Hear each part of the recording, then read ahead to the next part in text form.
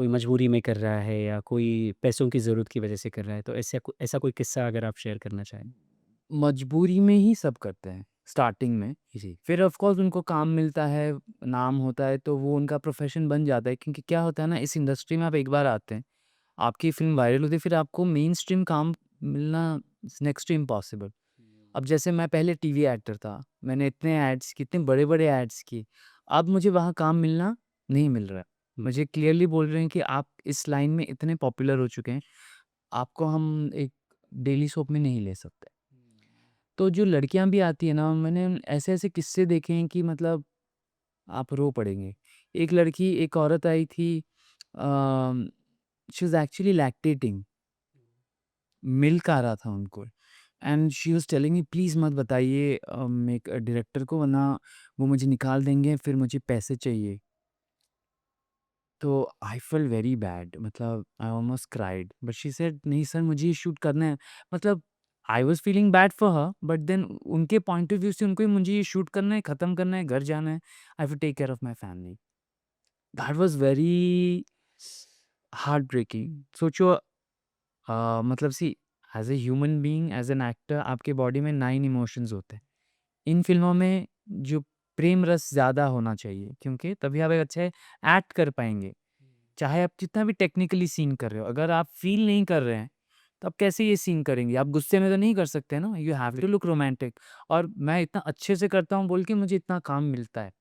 तो वो जब हम सीन कर रहे हैं, सोचो आप ऐसे मूड में है और आपको पूरे डायरेक्शंस आते हैं, यहाँ करो, यहाँ हाथ पकड़ो क्योंकि टेक्निकल है ना, आप अपनी मर्ज़ी से नहीं करते। आपका किस भी ऐसा एकदम एंगुलर होना चाहिए, मूवमेंट होना चाहिए, ऐसा डायरेक्ट किया जाता है इसको। उसमें तो शी स्टार्टेड टू जब उनका लैक्टेशन होने लगा, मुझे कुछ ऑड लगा, तो वो बोली don't tell, don't tell, don't tell. तो डायरेक्टर को पता चल गया वो फीमेल डायरेक्टर थी, उनकी बातचीत हो गई एंड वी रिज़्यूम्ड द शूट। ये किस्सा हुआ और एक और किस्सा हुआ था व्हिच वाज़ वेरी सैड अ, तो जब हम शूट करना स्टार्ट किए दे टोल्ड मी कि मुझे तो नहीं बोला गया, सारे लड़कों ने मना कर दिया उनके साथ सीन करने के लिए। मुझे शेक्सपियर है वो कर लेगा, उसको कोई प्रॉब्लम नहीं, इज़ वेरी प्रोफेशनल। तो मैं सोचा चलो क्या I didn't know what is the matter. तो मैं सेट पे गया, स्टार्टेड शूटिंग एंड उनकी बॉडी से भी मिल्क मिल्क स्मेल आ रहा था पूरा टाइम। और फिर तभी मुझे डायरेक्टर बोलता है कि उनको ज़्यादा शेक मत करो, she just had a baby and she start milking. Oh God! ये सब मुझे ही मिलते क्यों हैं मैं सोच रहा था।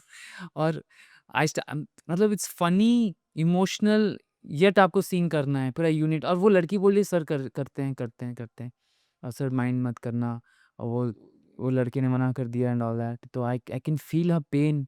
और जैसे हम सीन कर रहे हैं ना एक बच्चे की आवाज़ आ रही है, तो आई फेल्ट वियर्ड और मुझे लगा कि शायद वो और हम लोग किसी हिल स्टेशन पे शूट कर रहे थे। या यहाँ पे शायद किसी की कोई होगा ना जो वहाँ के हाउसकीपिंग होते हैं, किसी का हुँ, बच्चा हुआ होगा, स्टाफ का।